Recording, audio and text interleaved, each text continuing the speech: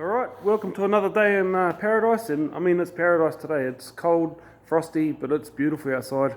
But, you know, doors are shut, keep the people out, got stuff to do.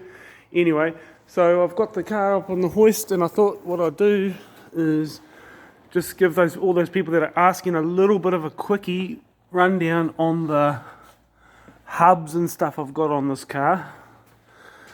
As you can see, it's a 5-stud, and people like just go crazy trying to figure out what's going on there. And it's got Mazda FC 4-pot calipers, factory calipers.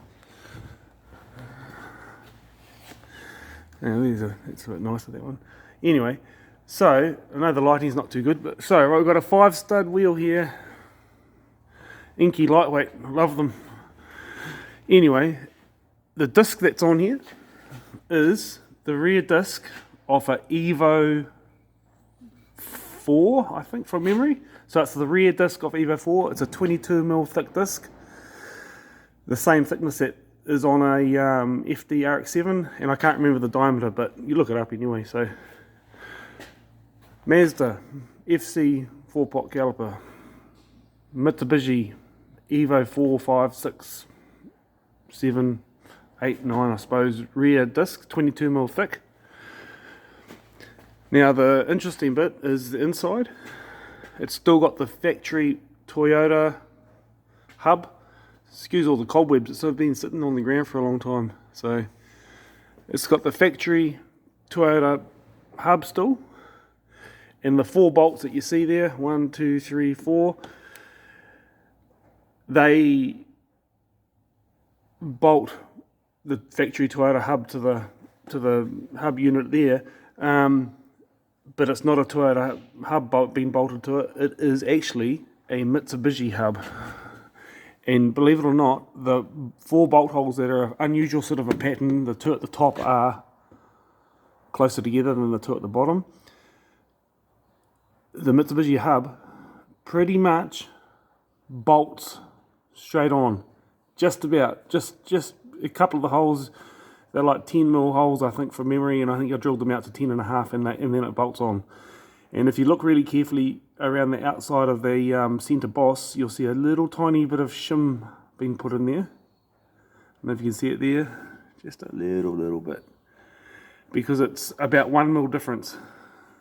And so there, you've got a Mitsubishi 5-stud hub bolted onto the Toyota hub receiver. It all fits, it's all good. And then I've made some custom brackets for the Mazda brakes. Not too big deal, nothing factory's been cut in New Zealand. We're not allowed to cut anything to do with brakes, we're not allowed to grind anything to do with brakes. Everything has to bolt on. So that's what we've got.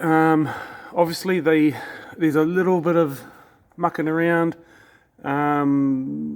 The Mitsubishi hub is just spaced out, I think about 3mm on the actual centre stub, so that it just misses the, I don't know if you can see it or not, just misses the bottom of the arm there. Everything is around about in the same place as it was with the Toyota in terms of offsets and wheel stick out and stuff like that. It's pretty close.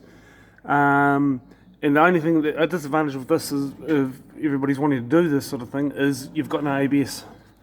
You possibly could rig something up, because some of these Mitsubishi hubs come with an ABS ring as well, but the one that I borrowed it off doesn't, and I'm not running any ABS, so I'm not really worried. So that's the front. Not simple, but it works, and it's a proper bolt-on solution, pretty much. A little bit of mucking around. So now I've got not an overkill of a brake job, but good enough for what I'm using it for. You know, I don't want to try and put too much weight into this thing. I've got this massive motor in the back, so I'm trying to not overkill it with too much weight. And this is the steering rack. It's all been gutted, and the union block up there, the valving block, has been gutted. There's no power steering system in there at all, and the torsion bar system has been shimmed and all the movement taken out of it so that it's solid, done properly. So that's a thing I'm going to be chasing up. I'll show you later on when I get it sorted. That's that. And as for the back end, look at that. Isn't that cool? Anyway, the back end is sort of a similar sort of setup. I've got zzw30 discs on the back, 5 normal rear end discs, not the big 22. What do they call them? 22D discs. I've got standard zzw20 rear discs because they have pretty much the same offset, diameter, and that as a factory zzw20 disc. So it fits with the original MRS zzw30, I should say, caliper. It fits with that. So it pretty much slips on. The axles and that I'm using are Mitsubishi, to do with the Mitsubishi Auto. And so all I've done is grab the Mitsubishi hubs off the front of a Mitsubishi Diamante and machine them down just a fraction, just to slide into the factory Toyota bearing.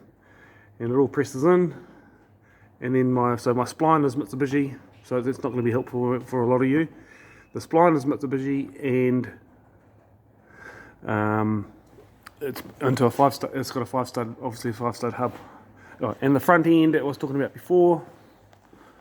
The front end is also the hubs that I borrowed. The 5-stud hubs are off a Mitsubishi Diamante, but the rear end of a Mitsubishi Diamante. So obviously because it's front wheel drive, so that's, you know, back's going to the front on this car. Hope that all makes sense. Just thought it might answer a few of you guys' questions about 5-stud hubs. It's probably not practical for a lot of you because there's no ABS for a start, and the back end is, I mean, I suppose you could do the same thing with a Toyota hub, just turn it down a fraction to fit into the Toyota bearing, if that was going to be the way it worked. Like a zzw20 hub might be able to be turned down, or something like that. 5-stud hub, if the splines are the same, I'm not sure. But this is what I've done for me, this is what I'm doing, and it's worked out for me. So, very good, and that's it. And, oh, while we're here, we'll have a look underneath, eh?